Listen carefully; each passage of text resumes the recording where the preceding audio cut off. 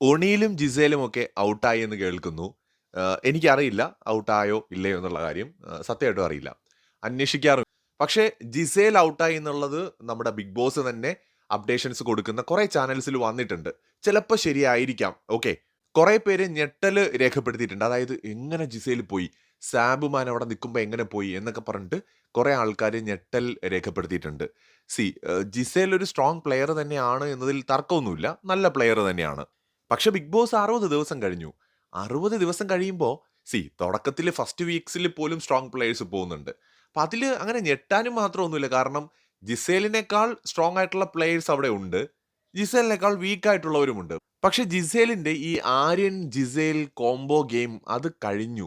അതിന്റെ മാക്സിമം അത് ഓടി. ഇനി ഇനി ജിസേലിന് വേറെ എന്ത് ഗെയിമാണ് അവിടെ ഉള്ളത്? ഇത്രയും നാള് ജിസേൽ അവിടെ നിന്നത് ആര്യൻ ജിസേൽ ഒരു കോംബോ ഗെയിം അവിടെ ഉണ്ടായിരുന്നു. ആ ഗെയിമിന് അതങ്ങ് തീർന്നു കഴിഞ്ഞു. അതിനകത്ത് ഇനി ഒന്നുമില്ല. അവര് അവര് സെപ്പറേറ്റ് ആയി. അത് ആ ഗെയിമിന്റെ എൻഡ് ആയിരുന്നു. അപ്പൊ ഇനി അവർക്ക് അവിടെ ഇനി ഓപ്പോസിറ്റ് കളിക്കാൻ അതിനുള്ള സമയമൊന്നും ഇനിയില്ല. സോ ഇനി അവർക്ക് എന്ത് ഗെയിം? ജിസേലിന് അവിടെ എന്ത് ഗെയിം ഇനിയുണ്ട്? ശരിക്കും പറഞ്ഞാൽ ജിസേലിന് ഒരു ഒരു ഗെയിം ഇല്ല. പലരും ഈ സാബുമാൻ അവിടെ നിൽക്കുമ്പോൾ എങ്ങനെ ജിസേൽ പോയി എന്ന് ചോദിക്കുകയാണ്. സാബുമാൻ ബിഗ് ബോസ് വീട്ടിനകത്ത് ഒരു പോസിറ്റിവിറ്റി സ്പ്രെഡ് ചെയ്യുന്ന ഒരാളാണ്. ഈ ഷോയെ നമ്മൾ എങ്ങനെയാണ് വിലയിരുത്തുക എന്നതുപോലെ ഇരിക്കും നമുക്കിതിനകത്തുള്ള അഭിപ്രായം. എന്ന് വെച്ചാൽ ഇപ്പൊ സാബുമാൻ ഒരു കുന്തവും ചെയ്യുന്നില്ല. വാഴ പോലെ അവിടെ നിൽക്കുകയാണ്. ഉള്ള കാര്യം ഞാനും പറയാം. ഒന്നും ചെയ്യുന്നില്ല. ഒന്നിലും ആക്റ്റീവ് അല്ല. പക്ഷേ പുഞ്ചിരി മത്സരത്തിന് വന്ന കുഞ്ചനെ പോലെ അദ്ദേഹം ഇങ്ങനെ ഇങ്ങനെ പുഞ്ചിരിച്ചുകൊണ്ടേ നിൽക്കുകയാണ്.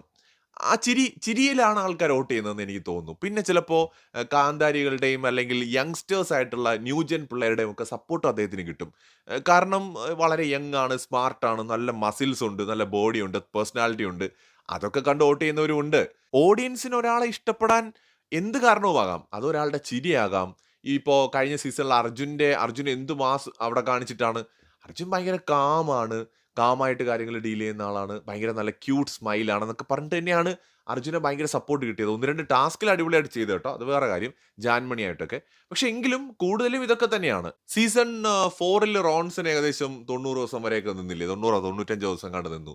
അതുപോലെ തന്നെ സീസൺ 5ൽ റിനോഷ് പുള്ളിയൊക്കെ ഭയങ്കര ഒച്ചപ്പാട്, വഴക്ക്, ബഹളം എന്നതിലുപരിയായിട്ട് കുറെ കാലം വളരെ കാമായിട്ട് നിന്നിട്ട് അങ്ങനെ അങ്ങനെ നിൽക്കുന്ന ആൾക്കാർ ഇഷ്ടമുള്ളവരുണ്ട്. സോ നമ്മുടെ സമൂഹത്തിന്റെ പരിചയതല്ലേ. നമ്മുടെ സമൂഹത്തിൽ അങ്ങനെ ഒച്ചപ്പാടും വഴക്കൊന്നും ഇടാതെ കൂളായിട്ട് ഒരു സൈഡിൽ ഒതുങ്ങിക്കൂടി നിൽക്കുന്ന ആൾക്കാരെയും ഇഷ്ടപ്പെടുന്നവരുണ്ട്. എന്തിന് സൗന്ദര്യം നോക്കി വോട്ട് ചെയ്യുന്നവരില്ലേ? സൗന്ദര്യം നോക്കി വോട്ട് ചെയ്യുന്നവരും ഉണ്ട്. അപ്പോൾ നമുക്കങ്ങനെ ജഡ്ജ് ചെയ്യാൻ പറ്റില്ല. ഓഡിയൻസ് എന്തുകൊണ്ട് സാബുവിനെ സപ്പോർട്ട് ചെയ്യുന്നു വെച്ചാൽ കുറെ പേർക്ക് സാബുവിനെ ഇഷ്ടമാണ്.